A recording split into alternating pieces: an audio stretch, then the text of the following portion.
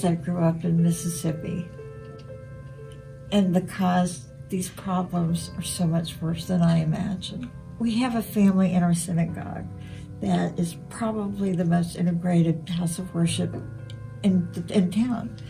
But they had adopted several African American children. And one of them was telling me how she was hanging out with her white friends, and the police stopped and questioned her, asked for her dog's registration papers, etc. And then she said, "I'm used to it." I said, "You shouldn't be. This is a very precious cause to me. I've spent most of my life wishing I could do more."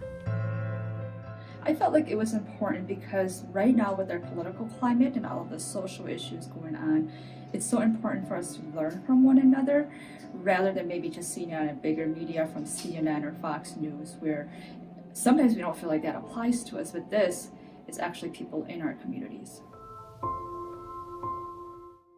We have to realize until we start talking and communicating and seeing each other as equal, we're going to have this. I mean, this has been going on for how many years now? And just unfortunately, it's found its way to Green Bay, and Green Bay all of a sudden realize they have a problem. And guess what? This is a great place. And then so because they're having a problem, it's time to fix the problem, or at least start talking about it, not acting like it's not there. Because I'm a teacher and I teach about race and culture, and I felt like it's a good opportunity to contribute to educating our community on how to move forward in such an important moment.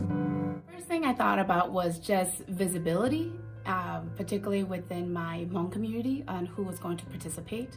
And knowing my Hmong community was probably going to be no one, just because of how we're raised and how we're encouraged to be visible within the community.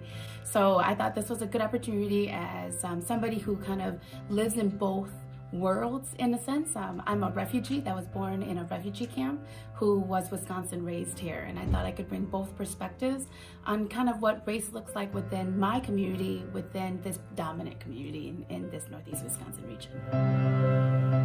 For the people who don't have a voice, I feel like I'm able to speak out for them and myself.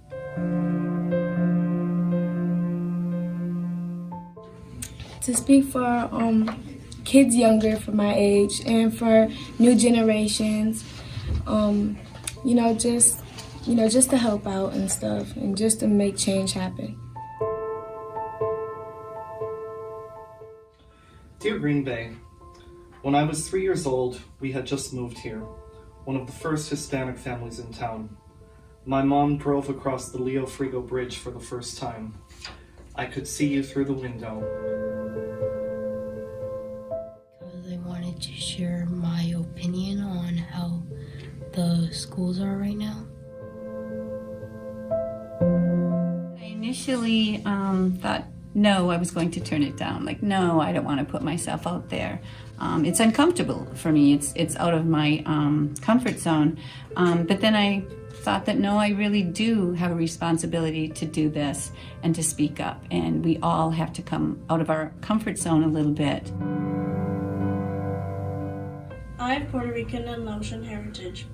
I believe human skin color doesn't matter because we are all special in our own way. We need to treat each other as we would treat our family. I think it's important for Green Bay to realize that our communities are changing.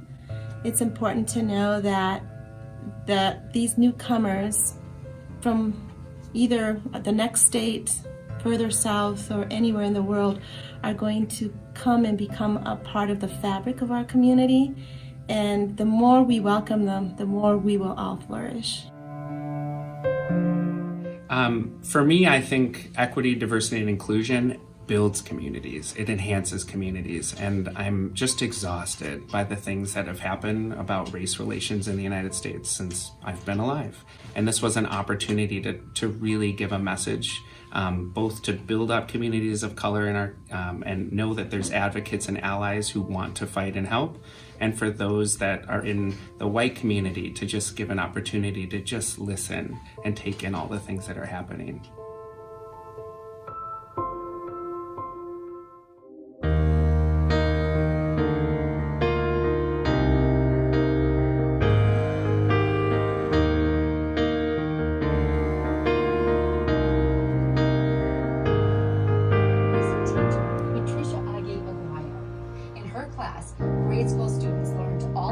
lessons in